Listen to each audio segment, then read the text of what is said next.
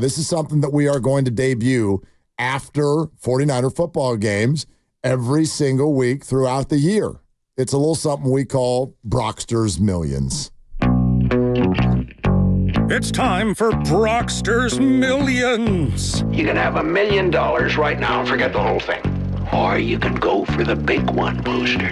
The $300 million. Oh, what a dime by Brock Purdy! Did Brock Purdy's value skyrocket or take a nosedive this week? But if you fail, you don't get diddly. Purdy, end zone, he's picked! For the latest Brock Stock Watch, here's Willard and Dibs. I do like that. Brockstock. Brockstock up, Brockstock down. What do you think? Brockstock and 3 smoking barrels. I think we start the baseline at $60 million. For me, anyway, the Dak Prescott contract. If he's going to reset the market, he's going to have to be spectacular. Last night, I would say Brockstock up, slightly up. If it was in indices and we were starting at $60 million, I'd put him at probably $60.4 million a year. I mean, you could look at it one of two ways. At the start of the NFL week, which starts on Thursday night, Brockstock was at $55 million because that was the top of the market. Now, two things happened. A, Brock played well, scored over 30 points without Christian McCaffrey on Monday Night Football against a defense that all of you took as the number 2 defense in fantasy football in your draft last week. And Dak Prescott reset the market at $60 million. So I'd argue this is one hell of a week for Brock and his millions because he wasn't spectacular, but that's not what this is about in this moment.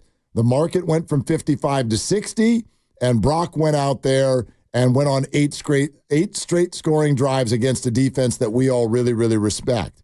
I don't know if they're actually what they're cracked up to be, but the Jets are supposed to be one of the top 5 defenses in the NFL this year. And it did not look that scary to the 49er offense last night. But I will reiterate the key.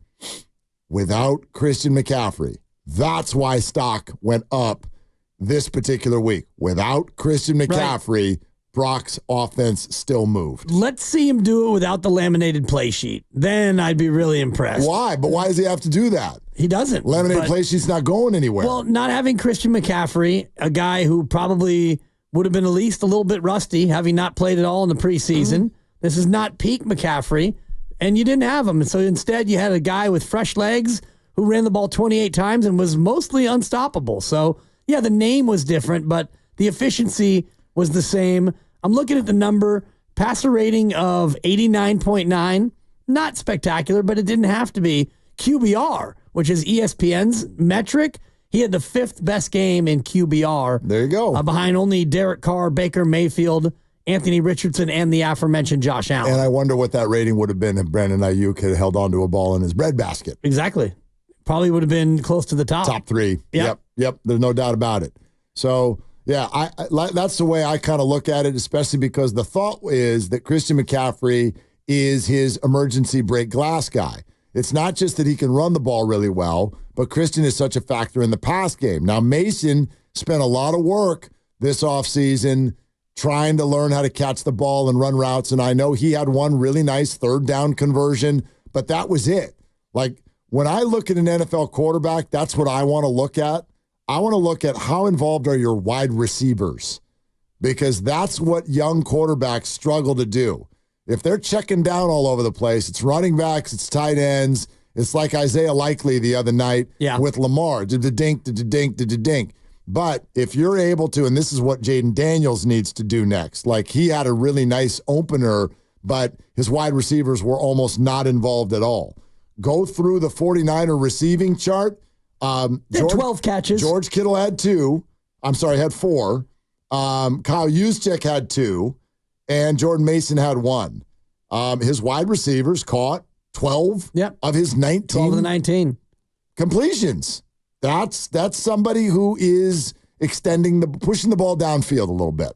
Yeah, and he only threw for 231, but that's about all you needed to throw for because you had a lot of drives that were set up by great runs, and you had J.P. Mason, who was dominant and in rhythm, and the offensive line was in rhythm, and you were able to run it so effectively that you didn't have to have Brock Purdy throw it that much. And so, for me, it's not a diss to just point out the quarterback rating or the fact that he didn't throw a touchdown pass. He didn't have to, and your offense and your team was still that dominant. I agree with you completely. Yeah, it's not like a right home about it type of a game, but stock up for me just on that baseline. He played without Christian McCaffrey, and they scored 32 points. That's it. Yeah. I mean, that really is the headline, the big takeaway. Yep. And the rest of it is, win the game and win the turnover battle. Those are the two things that he has to do if he wants to have his millions continue to go up. Mike in New Jersey next up. Doc Feely on Christian McCaffrey in 5 minutes. Hey, Mike, you're on with Willard and Dibs. What's up? What's up, guys? Can you hear me good? All right? Gotcha. All right. I just wanted to clarify one thing. The other day I was in the chat. I was the one that said Super Bowl or bust, and you were like, no, Super Bowl or bust up the whole thing. Just to clarify, I didn't mean that. Like, I didn't mean Super Bowl or bust, blow everything up. What I mean is, see how we looked last night with everything that we had without McCaffrey? This team, it's Super Bowl to me or failure because we're good.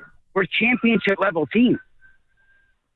Mike, I don't disagree. Yeah, I don't disagree with that. And that's why I choose to use a different word. It's just not catchy. I know everyone wants to do Super Bowl or bust. Super Bowl or like super disappointed. Failure is what Mike said. I like it. With fine. The sirens in the background. He kept it real. Yeah, well, he's in New Jersey right now. Yeah, no doubt he's in New Jersey. Sirens in all streets in New Jersey at all times. But no doubt. Yeah, sure, you could. That's fine. Yes. And I do think that last night cements Mike's opinion into many people's minds. Like, you are the best team in football. Right. And if that's what you put out as a product, you should be playing in February. Okay, but there's always context. You know what I mean? Did Packer fans have Super Bowl hopes this year, coming into the year? They probably still do. Okay. It's just an MCL for Jordan Love. If it's a quarter of the season. Yeah. And you're already 0-1. Sure. The backup gets paid too. Not much. We'll see how Malik can do. Niners starter doesn't get paid much, but you know what I'm saying? Like, what is the story of the journey? That's all. That's all I'm saying. We got to see, 2 years ago when they didn't go to the Super Bowl, was that a failure? When Brock's arm fell off? Was that a failure? Yeah. See, I'd argue no. They're on their fourth quarterback by the end of the year.